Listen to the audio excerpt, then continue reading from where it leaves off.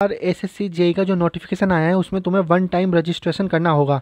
तो देखो one time registration पे साइट पे जाओगे, एसएससी न्यूज़ साइट, उसके अंदर तुम्हें सबसे पहले बोलेगा कि do you have Aadhaar card. तो अपने पास आधार कार्ड होगा हो तो अपन यस कर देंगे। यस करने के बाद आधार नंबर डालोगे एक बार, फिर दूसरी बार आधार नंबर डालोगे, इधर डाल देना आधार नंबर, फिर इधर डाल दोगे आधार नंबर। फिर उसके बाद वोटर आईडी कार्ड। आप इस ऑप्शन पे दबाओगे ना, इस जगह देखो यहाँ पर दबाओगे तो बहुत सारे ऑप्शन खुल जाएंगे, जैसे पैन कार्ड है, आधार कार्ड है, वोटर आईडी है, पासपोर्ट, जो भी हो आपके पास उसका आईडी नंबर आप इधर डालोगे जैसे उन्होंने दिखा रखा है सैंपल में।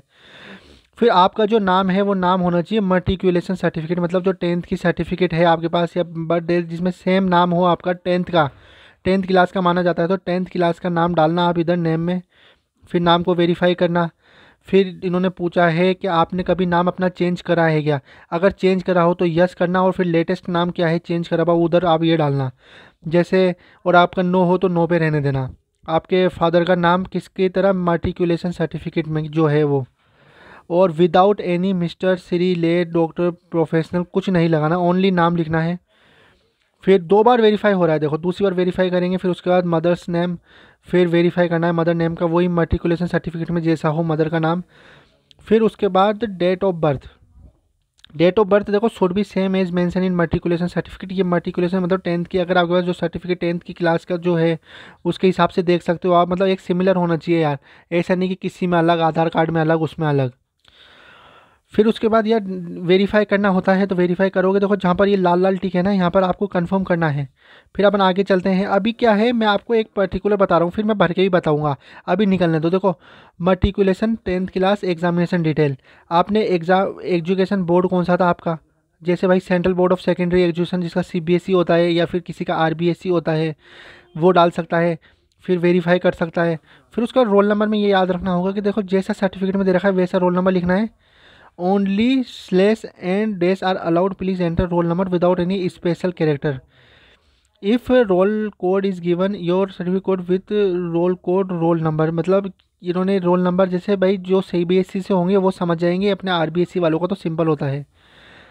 रोल नंबर को वेरीफाई कर दो, और फिर उसके बाद ईयर ऑफ पासिंग, भाई कब पास करा था, जो 2015, 2016, 2017 जिसमें भी करा हो आप उसमें डाल सकते हो। वेरीफाई उतना ही करना है जितना आपने करा था, क्योंकि बाद में डॉक्यूमेंट वेरिफिकेशन होता है तो उसमें काम में आता है। जेंडर में मेल डाल सकते हो, फीमेल डाल सकते हो, या ट्रांसजेंडर हो वो डाल सकते हो। लेवल ऑफ एजुकेशन क्वालिफिकेशन, जैसे इसमें ग्रेजुएशन है तो ग्रेजुएशन भर सकते हो। मोबाइल नंबर वो डालना जो भाई चालू हो मोबाइल नंबर, फिर वेरीफाई करवा देना। फिर ईमेल आईडी अपनी बना रखी होगी आपने, जो ईमेल आईडी आप डालोगे वो डाल के जैसे आप नेक्स्ट कर दोगे, सेव कर दो पहले, तो सेव करने के बाद नेक्स्ट कर दो। रीसेट करोगे तो वापस से आपको भरना पड़ेगा। फिर नेक्स्ट पेज पे देखो अपन चलते हैं, तो ये बेसिक डिटेल ख़त्म हो गई। फिर ये एडिशनल डिटेल मांगता है। एडिशनल डिटेल में आपको जैसे रजिस्ट्रेशन नंबर तो आपको मिल ही जाएगा, ये मिल गया रजिस्ट्रेशन नंबर। आपकी कैटेगरी पूछता है कि आप जनरल से हो, ईडब्ल्यूएस से हो, ओबीसी या एसटी एससी से हो। नेशनलिटी पूछता है, ये आप लिख देते हो भाई नेशनलिटी सिटीज़न ऑफ इंडिया। फिर उसका आइडेंटिफिकेशन मार्क पूछता है, भाई आइडेंटिफिकेशन मार्क मतलब जैसे आपके यार चेहरे पे कुछ मार्क वाक है, या फिर जैसे भाई आँखों के ऊपर निशान, जैसे कोई निशान होता है ना यार जन्म के साथ साथ आपको पहचाना किस तरह जाए, वो आप निशान लिख सकते हो। जैसे मैं लिख देता हूँ कि भाई चिक्स पे मार्क है मेरे, या फिर मैं लिख देता हूँ आई के ऊपर मार्क है ऐसे। डिसेबल, बेंच डिसेबिलिटी मतलब क्या बोलते हैं, दिव्यांग, आई थिंक इसका मतलब ये होता है कि वो हो कि नहीं हो, नहीं हो तो नो लिखोगे, हो तो हो यस लिखोगे।